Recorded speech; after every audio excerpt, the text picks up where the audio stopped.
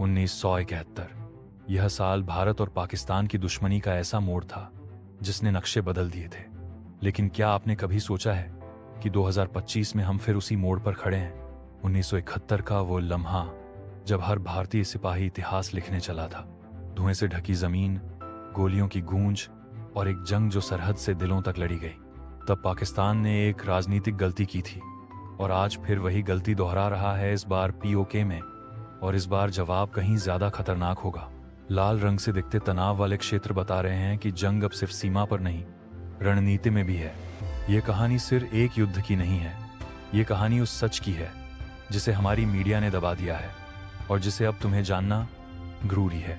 जब कैमरे के पीछे की सच्चाई पर पर्दा डाला जाता है तब खबर नहीं, प्रोपेगेंडा दिखता है। 1971 में भारत ने सिर्फ एक जंग नहीं जीती थी, उसने एक नई ताकत का जन्म किया था, बांग्लादेश। और 2025 में भी इतिहास कुछ बड़ा लिखने वाला है। जहां एक तरफ बांग्लादेश का जन्म हुआ, वहीं दूसरी तरफ भारतीय सेना आज भी मिसाइलों के साए में नई जंग के लिए तैयार है। तब के इंदिरा गांधी को पाकिस्तान ने हल्के में लिया था और आज वही गलती मोदी सरकार कर रही है। लेकिन इस बार पाकिस्तान के लिए अंजाम और भी बुरा हो सकता है। नेताओं के चेहरों में छिपी है पीओके की राजनीति। कोई इतिहास बना गया, कोई सिर्फ भाषण दे रहा है। पीओके में चीनी निवेश, आतंकी ट्रेनिंग कैंप्स और अब अफगान लड़ाकों की घुसपैठ, सब कुछ 1971 जैसे संकेत दे रहे हैं। सवाल यह है, क्या भारत फिर हमला करेगा? पहाड़ों की ओट में पल रहा है खतरा और दुनिया की आंखों के सामने बदल रहा है पीओके का चेहरा। रेत उड़ती है, गोलियां गूंजती हैं। अफगान विद्रोहियों से ये जंग सिर्फ ताकत नहीं, हौसले की भी परीक्षा है। दुनिया आज भी सोचती है कि भारत सिर्फ बचाव करता है, लेकिन इतिहास कहता है जब भारत हमला करता है तो नक्शे बदल जाते हैं। ब्रह्मोस की गड़गड़ाहट के साथ समंदर में गूंजा भारत का इरादा अब दक्षिण एशिया की तस्वीर बदल रही है। आज पाकिस्तान के कब्जे वाले कश्मीर में वो सब हो रहा है जो 1971 से पहले के ईस्ट पाकिस्तान में हुआ था। जनता परेशान, सेना बेकाबू और पड़ोसी देश दखल देने को तैयार। पीओके की गलियों में गूंज रहा है इंसाफ का शोर, लेकिन बंदूकों के साए में दबाई जा रही है हर आवाज। शांति की जमीन पर छाया है साया खौफ का और मुजफ्फराबाद की खामोशी बहुत कुछ कहती है। भारत को पीओके की चिंता अब सिर्फ सुरक्षा की वजह से नहीं, बल्कि इंसानियत की वजह से भी करनी पड़ रही है। क्योंकि वहां जो हो रहा है, हाँ, वह एक नरसंहार की आहट है। फटे तंबुओं के नीचे सिमटे ये मासूम जिनके बचपन ने सिर्फ डर और दरारें देखी हैं। जैसे 1971 में उसने बंगालियों की आवाज दबाई, वैसा ही आज पीओके में हो रहा है। चीन ने सीपीईसी के नाम पर पीओके को एक कॉलोनी बना डाला है और पाकिस्तान चुपचाप बैठा है। जैसे 1971 में उसने बंगालियों की आवाज दबा दी थी। हवाई ड्रोन से दिख रहा ये नया नक्शा जो सिर्फ पाकिस्तान नहीं, पूरी दक्षिण एशिया की असलियत बदल रहा है। क्या पीओके भी बांग्लादेश की तरह आजाद हो सकता है? यह सवाल अब दिल्ली में नहीं, इस्लामाबाद में डर बन चुका है। इस्लामाबाद की संसद के ऊपर अंधेरे बादल, जैसे देश का भविष्य अनिश्चितता में लहराता हो। भारत की सेना ने एलओसी पर जो तैनाती की है वो किसी बचाव के लिए नहीं, वो तैयारी है आगे बढ़ने की। एलओसी के पास खड़े भारतीय टैंक सैनिकों के साथ तैयार, जैसे हर क्षण युद्ध का इशारा हो। आज पाकिस्तान की असली कमजोरी उसकी अर्थव्यवस्था नहीं, बल्कि उसके अंदर जलते हुए छोटे छोटे बांग्लादेश हैं जिनका विस्फोट अब तय है। लाल रंग में चमकते शहर और बढ़ता हुआ तनाव, ये दरारें पाकिस्तान के भविष्य की ओर इशारा कर रही हैं। दुनिया पीओके को अब एक विवादित क्षेत्र नहीं, एक टिकती हुई बम मान रही है। और जब ये फटेगा, इसका असर सिर्फ सरहद तक नहीं रहेगा। डिजिटल मानचित्र पर टिके हैं वैश्विक फैसले, जहां एक क्लिक से बदल सकते हैं करोड़ों की तकदीरें। पीओके के लाल अलर्ट अब सिर्फ सीमित नहीं, ये संकट अब संयुक्त राष्ट्र की चौखट तक पहुंच चुका है। 1971 में भारत ने इंतजार नहीं किया था, उसने दुनिया को चौंका दिया था और शायद 2025 में भी यही दोहराया जाएगा। जब इंदिरा का संकल्प आज की सत्ता में विलीन होता है तो इतिहास और वर्तमान मिलकर एक नया इशारा देते हैं। भारत अब दुनिया को बयान नहीं, एक्शन दिखा रहा है। दिल्ली में चल रही हाई लेवल मीटिंग्स अब पब्लिक नॉलेज नहीं, वॉर प्रोटोकॉल बन चुकी है। कश्मीर और पीओके के डिजिटल नक्शों पर बन रही रणनीति, ये सिर्फ बैठक नहीं, इतिहास की रूपरेखा है। रॉ की रिपोर्ट कहती है पीओके में सिर्फ पाकिस्तानी फौज नहीं, अब चीनी सलाहकार और तुर्की मूल के जिहादी शिविर भी सक्रिय हैं। चीनी सलाह, पाक, तुर्की झंडे और छाया में पलता आतंक, ये इलाका अब युद्ध से ज्यादा एक प्रयोगशाला बन चुका है। भारत ने नियंत्रण रेखा पर अपने सबसे आधुनिक युद्ध ड्रोन तैनात कर दिए हैं, जो पाक में हर हलचल को लाइव देख रहे हैं। निगाहें अब दूरबीन से नहीं, ड्रोन की आंखों से हैं। हर हरकत पर बारीकी से नजर रखी जा रही है। जब पाकिस्तान ने युद्ध विराम का उल्लंघन किया तो इंडिया ने जवाब नहीं दिया। इंडिया ने कैलकुलेट किया। ये नया भारत है जो बिना अलार्म के हमला करता है। सैनिकों की फुसफुसाहटें गूंज रही हैं, जैसे कोई बड़ा प्रहार अब बस कुछ सांसों की दूरी पर है।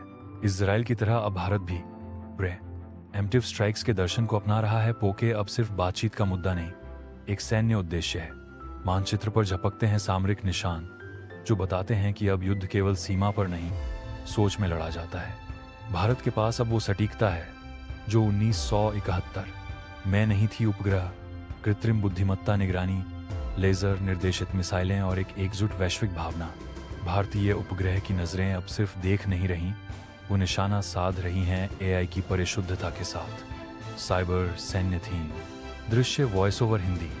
अमेरिका, फ्रांस और जापान की खुफिया एजेंसियां भी अब पीओके की इंस्टेबिलिटी को सीरियस थ्रेट मान रही हैं और यूएन की आंखें खुलने लगी हैं। यूएन सुरक्षा परिषद में हलचल तेज है। हर देश की नज़र अब सिर्फ पीओके पर टिकी है। ऑपरेशन पीओके शुरू होने में अब हार तो नहीं, शायद दिनों की बात है। पाकिस्तान को आखिरी बार चेतावनी दी गई है, वो हिस्सा अब भारत का है। प्रधानमंत्री की आवाज में अब सिर्फ शब्द नहीं, युद्ध की चेतावनी गूंज रही है। पीओके की ओर इशारा साफ है। यह हमला शांति से अधिक सटीकता और ताकत की मिसाल था, बिना किसी चेतावनी, सिर्फ एक बर्निंग निशान। 17 मई की सुबह 3:27 बजे पीओके के पुराने आतंकी लॉन्च पैड पर पहला सर्जिकल ड्रोन वार किया गया। आवाज नहीं थी, सिर्फ आग थी। पहाड़ी इलाके में रात की गहरी खामोशी, एक सैन्य ड्रोन हमला जहां खामोश विस्फोट में रोशनी की लहर दौड़ रही है। गुप्त ड्रोन अंधेरे पहाड़ी क्षेत्र में चुपके से प्रवेश करता है और मूक विस्फोट से जलती लपटें धीमी गति में उठती हैं। आईएसआई को पता भी नहीं चला कि किस रास्ते से भारत घुसा, और जब तक पता चला तब तक 3 बेस कैंप राख हो चुके थे। पीओके की घाटी में नष्ट हुए आतंकवादी कैंप के ऊपर धुएं का गुबार, जलते हुए इलाके में स्तब्ध सैनिक खड़े हैं। भारतीय कमांडो के पीछे दुश्मन का अड्डा जलता हुआ दिखाई देता है, जबकि सैनिक अपनी जान की सलामती के लिए पीछे हट रहे हैं। बलूच लड़ाकों ने भी मौका देखा और पाकिस्तान की सेना के खिलाफ विद्रोह शुरू कर दिया। पहली बार पीओके में 2 जंगें एक साथ। रेगिस्तानी इलाके में हथियारों से लैस बलूच विद्रोही पाकिस्तानी सेनाओं से संघर्ष करते हुए बलूचिस्तान का झंडा गर्व से लहरा रहा है। पाकिस्तानी चौकी पर विद्रोहियों का घात लगाकर हमला, रेतीले तूफान का प्रभाव और गोलियों की गूंज से माहौल और भी खतरनाक हो गया। चीनी निगरानी चौकियां जो काराकोरम में बनी थी, उन पर भी भारतीय उपग्रह ने जैमिंग शुरू कर दी है। चीन का मॉनिटरिंग सिस्टम अब अंधा हो चुका है। काराकोरम के पास स्थित चीनी सैन्य अड्डे पर इलेक्ट्रॉनिक जामिंग तरंगे रडारों को बाधित कर रही हैं। डिजिटल हस्तक्षेप साफ दिखाई दे रहा है। चीनी रडार स्क्रीन अचानक काला हो जाता है और अलार्म बजने लगते हैं। यह संकेत देता है कि सैन्य सिस्टम में कुछ गड़बड़ी हो गई है। पीओके में सबसे बड़ा इंडियन एयरबोर्न असॉल्ट तैनात हुआ। पैराट्रूपर्स, हेल रुद्र हेलीकॉप्टर और यूएवी ने नियंत्रण संभाल लिया। तीव्र युद्ध क्षेत्र का एहसास होते हुए सैनिकों के गियर पर लहराते झंडे और आसमान में तनी हुई तैयारियां दर्शाते हैं कि यह मिशन निर्णायक हो सकता है। धीमी गति में पैराशूट खुलते हैं। सैनिक छतों पर उतरते हुए पृष्ठभूमि में जोरदार विस्फोट हो रहे हैं, जिससे माहौल और भी तनावपूर्ण हो जाता है। मीडिया ब्लैकआउट है, लेकिन अंडरग्राउंड वीडियो रिसाव हो रहे हैं। लोग कह रहे हैं, हमें आज़ादी दो पाकिस्तान से। अंधेरे में पीओके शहर की सड़कों पर स्थानीय लोग पाकिस्तान के खिलाफ विरोध करते हुए संकेत पकड़े हुए हैं। आग की लपटें उनके पीछे उजागर होती हैं। भारत का अगला टारगेट मुजफ्फरनगर, जहां अब विरोध की गूंज और जागरूकता की लहर उठ रही है। क्या यह संघर्ष एक नए मोड़ पर पहुंचेगा? भारत अब सिर्फ जमीन नहीं ले रहा, बल्कि अपने राष्ट्रवाद और एकजुटता की कहानी भी लिख रहा है। डिजिटल मीडिया और सामाजिक आंदोलनों के माध्यम से मुजफ्फराबाद शहर पर ड्रोन निगरानी, पहाड़ी पर भारतीय बलों की सटीक स्थिति, तूफान से पहले का शांत वातावरण, डिजिटल युद्ध मानचित्र ओवरले के साथ तनावपूर्ण दृश्य, मुजफ्फराबाद की ओर बढ़ते भारतीय ड्रोन, सैन्य रणनीति के तीर, HUD इंटरफेस और तेज गति की पृष्ठभूमि, युद्ध की चुप्पी में गहरी आवाजें, और फिर पाकिस्तान का जवाब आया। एक मिसाइल भारत की सीमा के पास गिरी, लेकिन इस बार भारत चुप नहीं रहने वाला।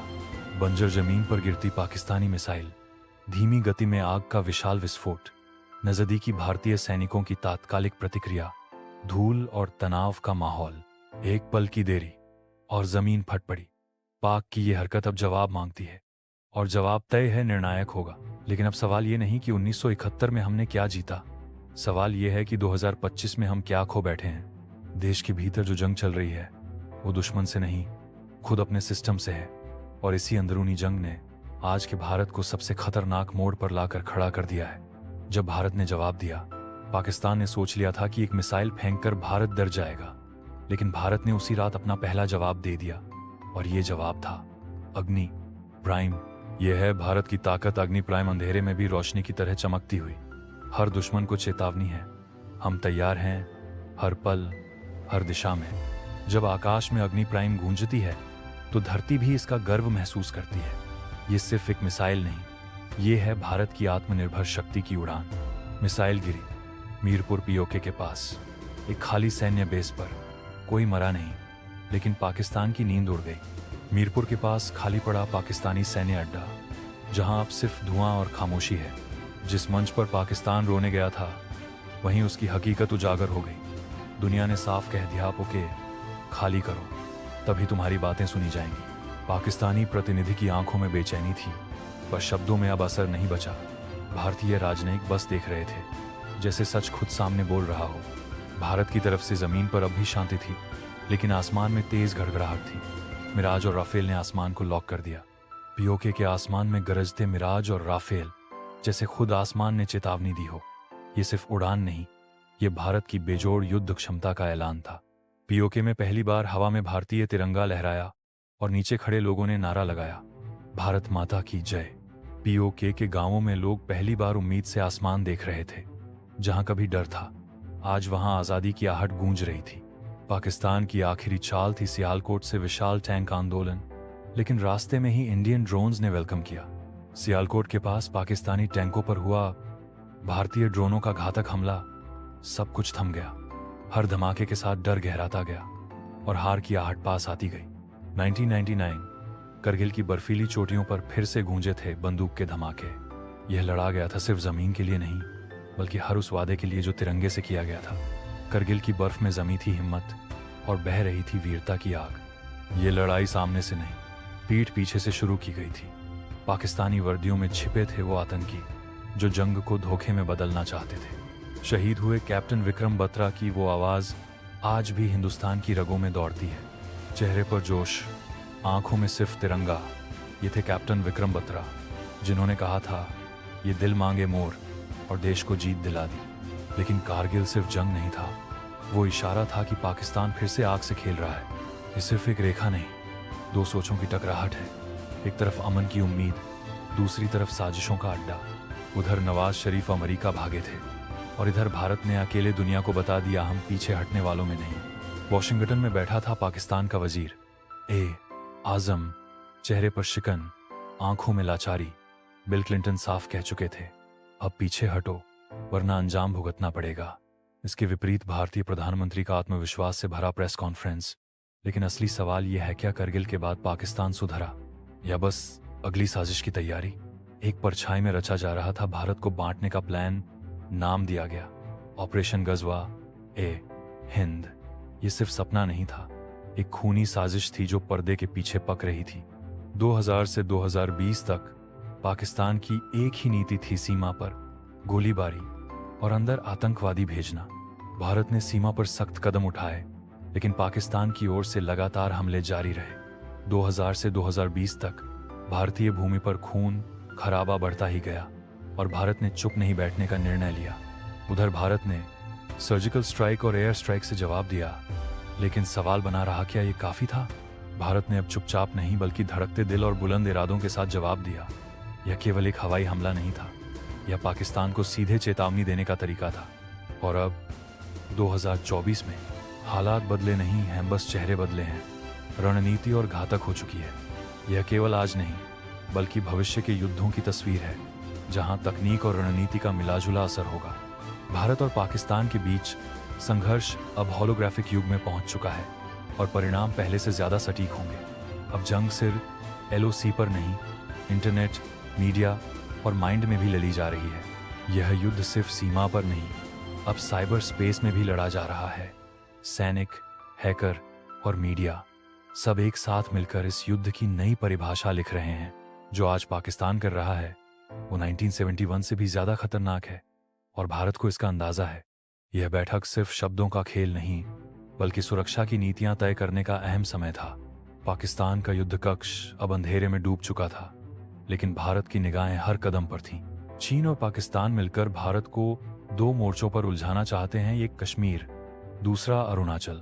भारत के मानचित्र पर यह तीर केवल भूगोल नहीं, बल्कि असुरक्षा के संकेत हैं। पाकिस्तान से कश्मीर तक और चीन से अरुणाचल तक देश की सीमाओं पर युद्ध की आहट गूंज रही है। पर इस बार भारत न तो अकेला है, न ही शांत है। भारत के मानचित्र पर यह तीर केवल भूगोल नहीं, बल्कि असुरक्षा के संकेत हैं। पाकिस्तान से कश्मीर तक और चीन से अरुणाचल तक देश की सीमाओं पर युद्ध की आहट गूंज रही है। रॉ की रिपोर्ट्स कहती एमपीओके में 14 नए आतंकी कैंप एक्टिव हुए हैं, जिनमें से कई बालाकोट जैसे पहाड़ों में छिपे हैं। आसमान से ली गई इन तस्वीरों ने वो सच उजागर कर दिया जिसे दुनिया नजरअंदाज कर रही थी। इन कैंपों में सिर हथियार नहीं, भारत के खिलाफ मानसिक युद्ध की ट्रेनिंग दी जा रही है। हर तंबू के पीछे छुपा था बारूद, और हर हथियार का रुख था भारत की तरफ। वहीं भारत की तैयारियां अब सरफेस नहीं, डीप इंटेलिजेंस पर आधारित है। देश की सुरक्षा अब सिर्फ सीमाओं पर नहीं, स्क्रीन के भीतर भी लड़ी जा रही थी। भारतीय साइबर सेल हर क्लिक, हर डेटा नोड पर दुश्मन की चाल पहचान रहा था। अभी हाल ही में भारत ने पाकिस्तान के 3 बड़े इंटरनेट प्रोपेगेंडा नेटवर्क्स को हटा दिया, फेसबुक, यूट्यूब और टेलीग्राम पर। जहां एक और दुश्मन की स्क्रीन पर उभरा खाता निलंबित, वहीं भारत की साइबर फोर्स ने बिना शोर किए अपनी जीत का जश्न मनाया। 2025 में भारत की लड़ाई सिर्फ बॉर्डर पर नहीं, बल्कि व्हाट्सएप यूनिवर्स तक फैल चुकी है। ये कोई आम खबरें नहीं थीं, ये थीं डिजिटल गोलियां जो दिमागों को छलनी कर रही थीं। मोदी सरकार ने नया आदेश जारी किया है, राष्ट्र विरोधी व्हाट्सएप समूहों का पता लगाओ, ब्लॉक करो और गिरफ्तार करो। जब असली जंग दिमागों में हो तो हथियार लैपटॉप और ग्रुप चैट बन जाते हैं। भारतीय पुलिस ने उस अंधेरे कमरे से साजिशों की पूरी डिजिटल फाइल जब्त कर ली। पाकिस्तान इस बार बातचीत नहीं करना चाहता, वह प्रत्यक्ष कार्रवाई चाहता है। पाकिस्तानी रक्षा मंत्री कैमरे पर चीख रहा था, भीड़ उकसाई गई थी, लेकिन ये सिर्फ शब्द नहीं थे, एक नई साजिश का ऐलान था। लेकिन क्या पाकिस्तान भूल गया है कि ये 1971 वाला भारत नहीं, ये 2024 का डिजिटल भारत है। 1971 में जंग गोलियों से जीती जाती थी, अब डेटा, ड्रोन और दिशा तय करते हैं जीत। लेकिन 2024 में माउस क्लिक और कोड से ले जा रही है। आकाश में तिरंगा सिर्फ लहर नहीं रहा, अब यह तकनीक की चमक में चमकता है। अब जंग सिर्फ सरहद पर नहीं, कीबोर्ड की हर बटन एक नई जंग की चिंगारी है। जहां पहले ट्रिगर दबते थे, अब कोड चलाए जाते हैं। युद्ध का चेहरा बदल चुका है। पाकिस्तान के हैकर्स ने मुंबई स्टॉक एक्सचेंज का फायरवॉल तोड़ने की कोशिश की और कुछ देर के लिए पूरा सिस्टम डाउन हो गया।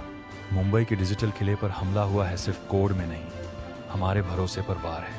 हर लाल चेतावनी अब सिर्फ टेक्निकल नहीं, ये हमारी आर्थिक आज़ादी की पुकार है। भारत ने तुरंत जवाब दिया।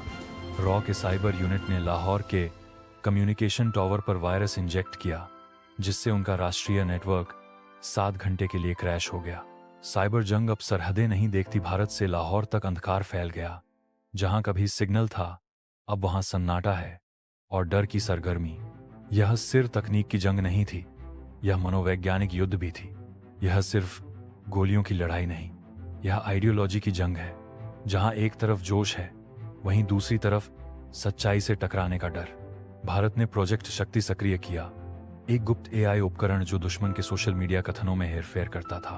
अब युद्ध सिर्फ मैदान में नहीं, मोबाइल की स्क्रीन पर भी लड़ा जा रहा है। प्रोजेक्ट शक्ति की निगाह हर झूठे शब्द और छुपे हुए मंसूबों पर है। और पाकिस्तान ने ज़रबे हक नाम का काउंटर एआई सिस्टम तैनात किया, लेकिन वह भी इंडियन इंजन, ये एक जाल था। ज़रबे हक अब उनके काबू में नहीं। भारतीय कोड ने चुपचाप सिस्टम की चाबी घुमा दी है। जहां बंदूकें शांत थीं, वहीं कोड ने जंग छेड़ दी। दोनों देश एक दूसरे की जनता राय को नियंत्रित करने लगे। मीम्स, रील्स, फेक न्यूज सब एक हथियार बन चुके थे। जंग अब सिर्फ बारूद से नहीं, वायरल वीडियो से भी लड़ी जा रही है। जहां गोलियां नहीं पहुंची, वहां मीम्स ने मोर्चा संभाल लिया। 2024 में सिर्फ बम नहीं गिरते, अब तो हार्ड ड्राइव्स भी फटने लगे हैं और इमोशंस भी हैक होने लगे हैं। एक झूठी खबर ने सच को जला डाला, भीड़ भड़क उठी, सिस्टम पिघलने लगा।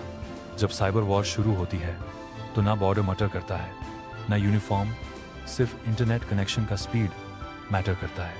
अब जंग की बंदूकें नहीं, कीबोर्ड हैं जहां कोड ही बारूद बन चुका है। ये नए सिपाही हैं जो साइलेंस में शोर मचा रहे हैं।